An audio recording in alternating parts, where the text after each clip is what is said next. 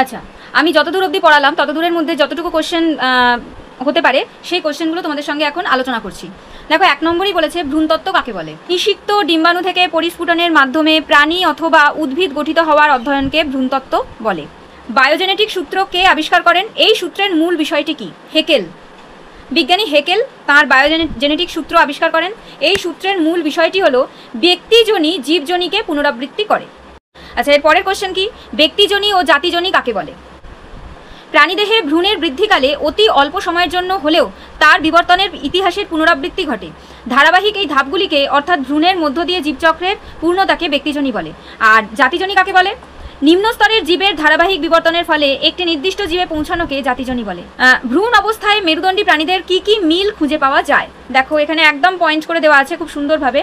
মেরুদণ্ডী প্রাণীদের বিকাশের তুলনামূলক দশায় ভ্রূণে যে কতগুলি সাধারণ বিষয় পরিলক্ষিত হয় তা হলো: 1 নম্বর